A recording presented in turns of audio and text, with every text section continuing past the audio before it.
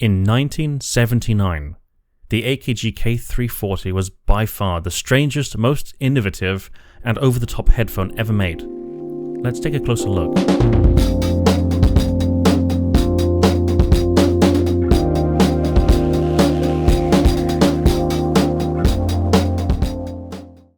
Like its monitor predecessors, it shares many of the same design elements: a double headband arch and suspension strap, large round cups, and turned aluminium accents. Inside it also shares the same dynamic driver and 6 passive radiators as the K240 sextet, but that's where the similarities end. The K340 relies on its heavy weight and flimsy headband arches to provide cup rotation, as it only has Y-axis rotation. The headband provides more padding, with a set of bubbles trapped within its headband, and the cable is for some unspeakable reason coiled. Its vinyl pads are not the same ones as the K240 series, however these same pads can be found on the K250 and Realistic Pro 50. This is the third copy that I've had to play around with, and none of them have suffered any significant points of failure. Like most AKGs of this era, with good care they just keep working. Overall comfort and fit is fine. It's a headphone I could wear for hours, but while the build and ergonomics actually feel a step down from the 240 series due to its weight and wobble, it does hold an interesting secret. The party piece of this headphone's acoustic design is the implementation of an electret transducer. I'd like to say it's a coaxial design, but I think that descriptor does this madness a disservice. Let's not sugarcoat this. The K340 is essentially a closed-back K240 with a huge electret tweeter slapped on the front.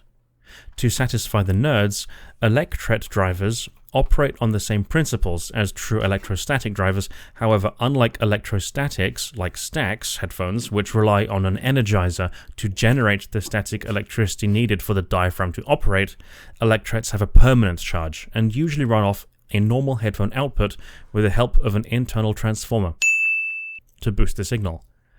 This tweeter completely obscures the dynamic driver and covers about 40% of all the passive radiators.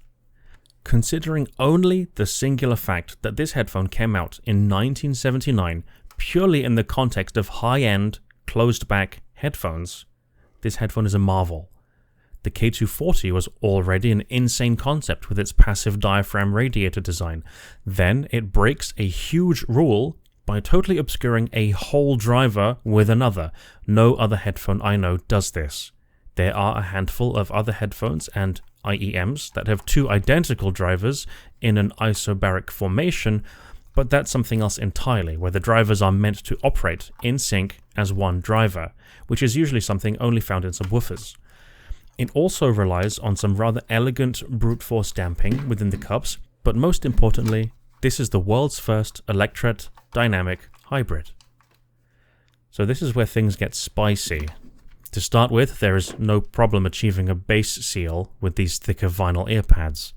The combination of an electret transducer with an unconventionally colourful dynamic ensemble does some incredible things that I'm sure were not heard until this unholy marriage was performed. From an objective point of view, the bass provided by the closed-back dynamic combination has a quite hard visceral slam combined with a slightly excessive boomy tuning. Almost all electronic music sounds excessively warm, thick, and muddy, with too much emphasis placed on the upper bass. The mid-range is not neutral. This actually has the tendency to give the psychoacoustic effect of a much larger sense of space, of soundstage, than is given. To be clear, the soundstage is terrible.